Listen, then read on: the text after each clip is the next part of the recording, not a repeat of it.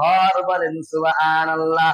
লোকমান হাকিম বলেন ওই চারটার মধ্যে দুইটা গুণ এমন, ওই দুইটা গুণ সর্বদাই তোমার স্মরণ রাখতে হবে। আর দুইটা গুণ এমন, যেই গুণটা সবসময় তোমার ভুলে যাইতে হবে। দুইটা গুণ এমন সবসময় স্মরণে রাখতে হবে, কখনোই ভোলা যাবে না।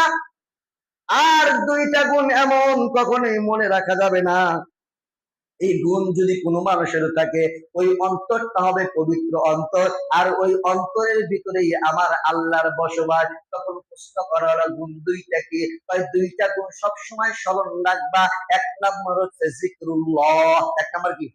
জিকরুল্লাহ, আল্লাহর জিকির। কাজ করতেছে আল্লাহ, লা ইলাহা ইল্লাল্লাহ, সুবহানাল্লাহ, আলহামদুলিল্লাহ, আল্লাহু আকবার, লা ইলাহা ইল্লাল্লাহ। সব সময় মনে জায়গা দিতে হবে আল্লাহ, সব সময় আল্লাহ আল্লাহ আল্লাহ। চলতে উঠতে বসতে সব সময় মনে মনে জিকিরে থাকবে আল্লাহ আল্লাহ, লা ইলাহা ইল্লাল্লাহ। এক নাম্বার, আল্লাহরে কখনো ভোলা যাবে না। তুমি যেখানে থাকো না কেন আল্লাহকে ভোলা যাবে না, আল্লাহকে স্মরণ রাখতে হবে। দুই নাম্বার হচ্ছে জিকরুল মউত। দুই নাম্বার, মৌতকে সর্বদাই স্মরণ রাখতে হবে। মৌত যদি তোমার স্মরণ থাকে, তুমি যদি মনে করো আমার এখনই মৌত হয়ে যাবে, আমি আর বাঁচবো না, তাহলে তুমি গুনাহ করতে পারবা না।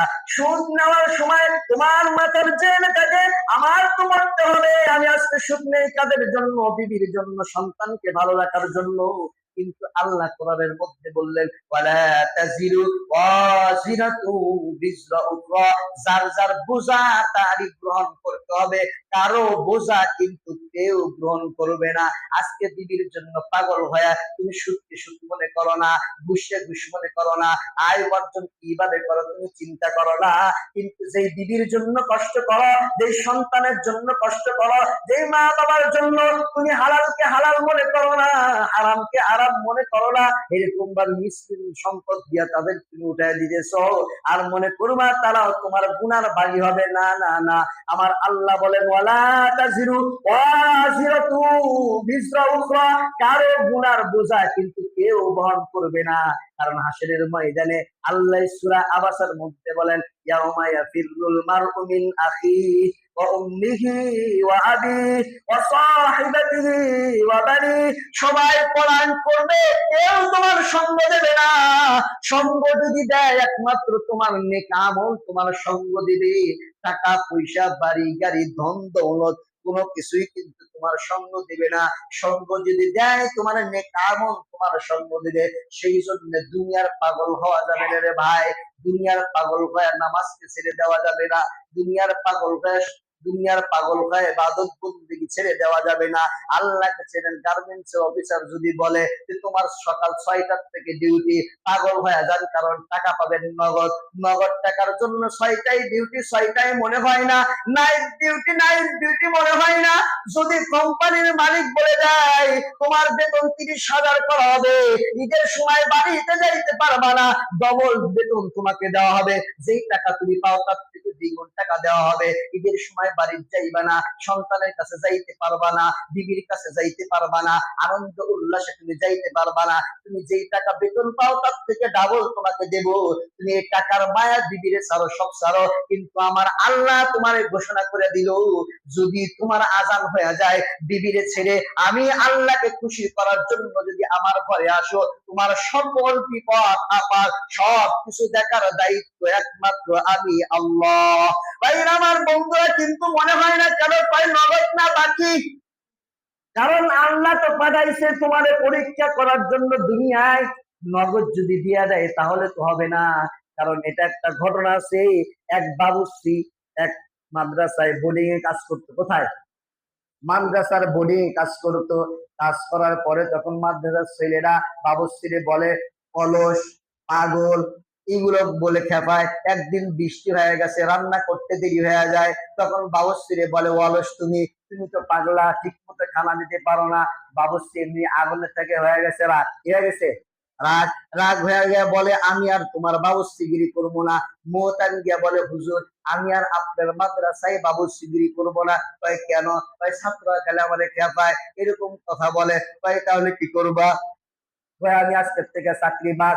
এই চাকরির চাবি দিয়া বাবুর্চি বাড়িতে গেছে, বাসায় গিয়া ঘুমায়। ঘুমানোর পরে দেখে কিয়ামত কায়েম হয়ে গেছে, ফুলসিরাত পার হতে হবে। সকল মানুষ ফুলসিরাত পার হয়ে যায়, বাবুর্চি দাঁড়ায় রইছে। বাবুর্চি ফুলসিরাত আর পার হতে পারে না।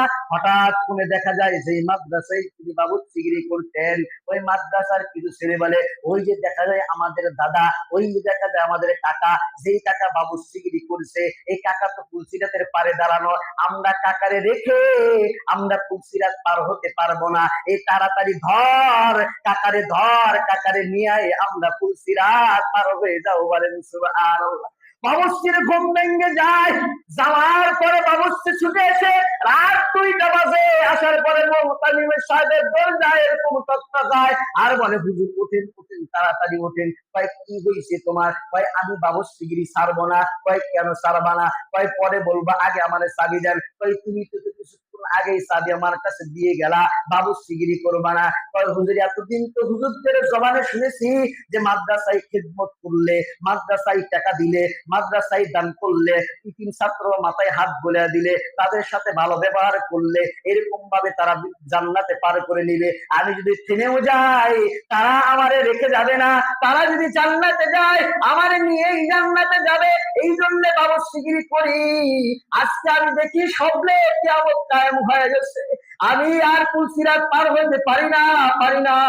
আমার তো এরকম কোনো আমল নাই, কিন্তু আপনার মাদ্রাসার ছাত্ররা তারা আমাদের কাঁধে করে নিয়ে ফুলসিরাত পার করে দিছে।